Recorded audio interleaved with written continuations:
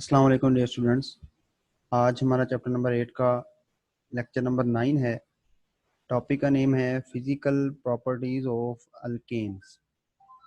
Physical properties of alkanes, ये आपकी textbook का टॉपिक नंबर 8.3.2 है। टोटल 4 फिजिकल प्रॉपर्टीज हैं जो अक्सर औकात शॉर्ट क्वेश्चन में भी और इसका लॉन्ग क्वेश्चन भी बन सकता है।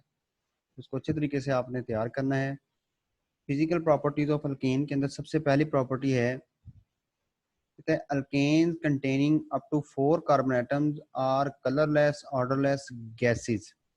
यानी ऐसी अल्केन जो फर्स्ट 4 मेंबर हैं। फर्स्ट 4 मेंबर का मतलब क्या है? अल्केन का फर्स्ट मेंबर मीथेन है, इसको बेशक लिख लें। अल्केन का फर्स्ट मेंबर मीथेन है, सेकंड मेंबर इथेन है, थर्ड मेंबर इसका प्रोपेन है और फोर्थ मेंबर जो इसका है वो ब्यूटेन है। ठीक है, मेंबर से मुराद कार्बन एटम है।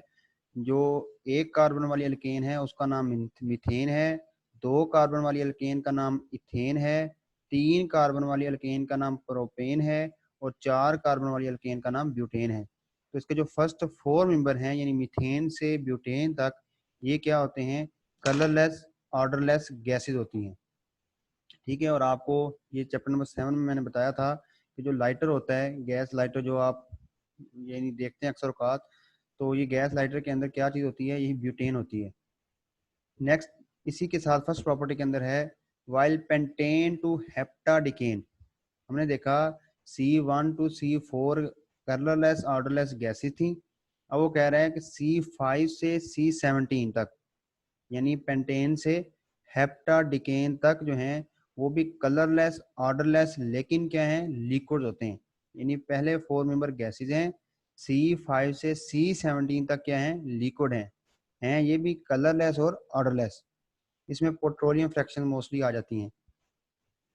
नेक्स्ट कहता है हायर मेंबर्स। हायर मेंबर्स का मतलब क्या है कि C17 तक तो हमने देख लिया लिक्विड्स हैं, तो C18 से ऑनवर्ड जो हैं वो सारे के सारे क्या होते हैं? वैक्सी सॉलिड्स होते हैं और ये भी क्या होते हैं? कलरलेस और ऑर्डरलेस। ये इसकी अल्केन की फर्स्ट प्रॉपर्टी थी। इसको सिंपली वे में अगर बताना हो तो अल्केन के फर्स्ट 4 मेंबर गैसेज हैं, C5 टू C17 लिक्विड्स हैं और C18 से ऑनवर्ड जो हैं वो सारे के सारे क्या होते हैं? सॉलिड होते हैं और ये सारे कलरलेस और ऑर्डरलेस होते हैं।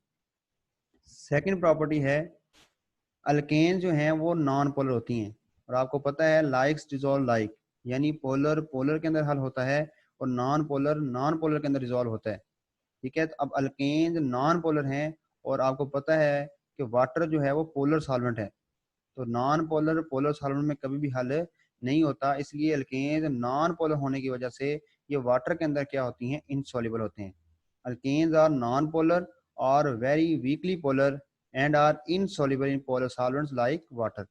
लेकिन ये ऑर्गेनिक सॉल्वेंट नॉन पोलर होते हैं, मतलब बेंजीन, ईथर, कार्बन टेट्राक्लोराइड, ये इनके अंदर क्या होते हैं? अल्केन वो सॉल्युबल होते हैं। यानी अल्केन नॉन पोलर जो हैं वो पोलर सॉल्वेंट के अंदर इनसॉल्युबल हैं और नॉन पोलर सॉल्वेंट के अंदर क्या होते हैं? सॉल्युबल होते हैं। और ये रूल आपको पता है likes dissolve like, polar polar के अंदर हल होते हैं और नॉन पोलर के अंदर हल होते हैं। नेक्स्ट थर्ड प्रॉपर्टी है कहता है physical constant like boiling point, melting point, density increase with the increase in number of carbon atom. इसका क्या मतलब है? देखें, अगर C1 का बॉइलिंग पॉइंट पोज 2 डिग्री है तो जब C3 आएगा तो उसका बॉइलिंग पॉइंट मजीद बढ़ जाएगा, C3 आएगा तो उसका बॉइलिंग पॉइंट मजीद बढ़ जाएगा। जाहिर सी बात है जब कार्बन एटम बढ़ते हैं तो कार्बन एटम के बढ़ने से एटम का स्ट्रक्चर भी इंक्रीज हो रहा होता है। ठीक है, उसके अंदर बॉन्ड इंक्रीज हो रहे होते हैं और बॉन्ड इंक्रीज होने से जाहिर सी बात है उनको ब्रेक डाउन करने के लिए आपको ज़्यादा एनर्जी चाहिए होती है। तो इसीलिए वो कहता है कि इनके जो फिजिकल कांस्टेंट्स हैं इनकी वैल्यूज इंक्रीज हो रही होती हैं जैसे जैसे कार्बन एटम बढ़ रहे होते हैं। लेकिन जो सोलेबिलिटी है वो क्या हो रही होती है? डिक्रीज हो रही होती है। ये भी सिंपल सी बात है, अगर एक कार्बन को आपने हल करना है वो जल्दी हल हो जाएगी, लेकिन अगर 2 कार्बन को हल करना है तो देर से हल होगी। सिंपल एग्जांपल इससे वो ले लें, अगर आपने 1 चम्मच शुगर है उसको पानी में हल करना है वो जल्दी हल हो जाएगा, लेकिन अगर 1 चम्मच आप बढ़ा दें, 2 चम्मच शुगर के कर दें तो उसको जब पानी में हल करेंगे आपको ज़्यादा टाइम लगेगा। इसी तरह 3 चम्मच शुगर के वाटर में हल करेंगे तो उसको ज़्यादा टाइम लगेगा। इसीलिए अगर कार्बन के एटम बढ़ते जाएंगे तो सॉल्युबिलिटी क्या होती जाएगी, डिक्रीज होती जाएगी। इसमें आपको क्या बताया कि जो इसके फिजिकल कांस्टेंट हैं, बॉइलिंग पॉइंट, मेल्टिंग पॉइंट या डेंसिटी, ये नंबर ऑफ कार्बन एटम के बढ़ने से इंक्रीज होते हैं, लेकिन जो सॉल्युबिलिटी है वो मॉलिक्यूलर मास या नंबर ऑफ कार्बन एटम के बढ़ने से क्या होती है, डिक्रीज होती है।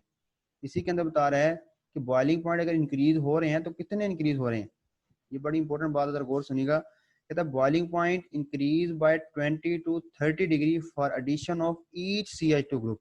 अब इसका क्या मतलब है, इसको ये एग्जांपल से डिस्कस करते हैं। ये देखें, अब ये ग्रुप है जी, इथाइल ग्रुप है, सपोज ये एक इथेन थी, तो इसका अगर बॉइलिंग पॉइंट मैं सपोज कर लेता हूँ, इसका बॉइलिंग पॉइंट है 40 डिग्री सेल्सियस, का बॉइलिंग पॉइंट है 40 डिग्री सेल्सियस। अब इसमें कार्बन देखिए कितनी है, 2 कार्बन है। इन 2 कार्बन वाली एल्केन का मैं सपोज कर रहा हूँ कि बॉइलिंग पॉइंट है 40 डिग्री, तो अगर 3 कार्बन हो जाएं, अब देखें ये एक कार्बन और बढ़ गई, अब अगर इसको गौर से देखें तो ये एक CH2 ग्रुप बढ़ गया है। तो यही कह रहा है कि जैसे एक CH2 ग्रुप बढ़ता है तो उसके बढ़ने से 20 to 30 डिग्री टेम्परेचर जो है वो बढ़ जाता है, बॉइलिंग पॉइंट बढ़ जाता है। यानी अगर आपके पास 2 कार्बन का बॉइलिंग पॉइंट 40 डिग्री है, तो अगर एक CH2 ग्रुप और ऐड हो गया तो 20 डिग्री और टेम्परेचर बढ़ जाएगा, यानी 40 से कितना हो जाएगा, 60 या फिर 70 हो जाएगा। इसमें क्या बताया उसने, the boiling point increase by 20 to 30 degree for addition of each CH2 group in the molecule. ये देखें, ये कहता है boiling point of alkane having branch in structure are lower than their isomeric normal chain. यानी जो branch, आपको पता है कि हाइड्रोकार्बन 2 तरह के होते हैं, ब्रांच भी होते हैं और स्ट्रेट भी होते हैं। तो जो ब्रांच चेन अल्केन्स होते हैं उनका बॉइलिंग पॉइंट कम होता है as compare to straight chain.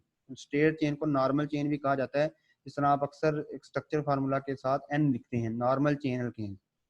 बात रिपीट कर रहा हूँ, जो ब्रांच चेन अल्केन होते हैं उनके बॉइलिंग पॉइंट्स कम होते हैं as compare to straight chain यानी नॉर्मल चेन। और इसमें एग्जांपल भी दे रहा है, ये देखें एन ब्यूटेन, एन ब्यूटेन का मतलब है नॉर्मल ब्यूटेन। और आपको बताया है कि जो ब्रांच होते हैं उनका बॉइलिंग पॉइंट कम होता है, जो नॉर्मल होते हैं उनका बॉइलिंग पॉइंट ज्यादा होता है। अब वो कह रहा है कि n butane has higher boiling point, कितना जी, -0.50, और आइसोब्यूटेन का कम होता है -11.7। अगर आप वैल्यूज को देख के ये कह रहे हैं कि 11 ज्यादा है, लेकिन माइनस के अंदर वैल्यू जितनी ज्यादा हो उतनी क्या होती है, कम होती है। तो ये आपकी थर्ड प्रॉपर्टी थी कि इसके फिजिकल कांस्टेंट, बॉइलिंग पॉइंट और melting point number of carbon atom बढ़ने से बढ़ते हैं, लेकिन सॉल्युबिलिटी डिक्रीज होती है। बॉइलिंग पॉइंट बढ़ता है तो कितना बढ़ता है, हर CH2 ग्रुप के बढ़ने से 20 से 30 डिग्री टेम्परेचर बढ़ता है। और आखिरी बात इसी के अंदर बताइए आपको कि जो ब्रांच चेन होते हैं उनका बॉइलिंग पॉइंट लेस होता है as compare to straight chain. Last property है अल्केन की फिजिकल प्रॉपर्टीज में, ये आपने डिस्कस कर लिया थी। तो लास्ट इसकी प्रॉपर्टी है अल्केन की फिजिकल प्रॉपर्टी में, प्रॉपर्टी नंबर 4, कहता है the melting points of alkane also increase with the increase in molecular mass, but this increase is not so regular. ठीक है, इसके अंदर मतलब ये नहीं होता कि लाजमी तौर पे सारे के सारे, हर कार्बन एटम के बढ़ने से मॉलिक्यूलर मास इनका बढ़ता, सॉरी, हर कार्बन एटम के बढ़ने से इनका मेल्टिंग पॉइंट बढ़ता रहे। ये रेगुलर नहीं होता जिस तरह बॉइलिंग पॉइंट बढ़ता है। पर वो ये कह रहा है, ये चीज़ हमने रूल नंबर 3 में भी देख ली थी कि मेल्टिंग और बॉइलिंग पॉइंट जो अल्केन के, वो कार्बन एटम के बढ़ने से बढ़ते हैं।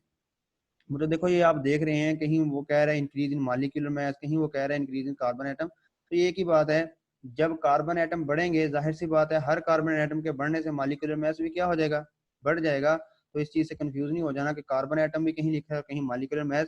तो जाहिर सी बात है जब कार्बन एटम बढ़ेगा तो कार्बन एटम के बढ़ने से मॉलिक्यूलर मास भी क्या हो जाएगा, इंक्रीज हो जाएगा। तो ये था जी आज हमारा topic, physical properties of alkane. इसको अच्छे तरीके से एग्जाम के अंदर ये लॉन्ग क्वेश्चन भी बनता है और शॉर्ट क्वेश्चन भी बनता है। Wish you best of luck students. Allah Hafiz.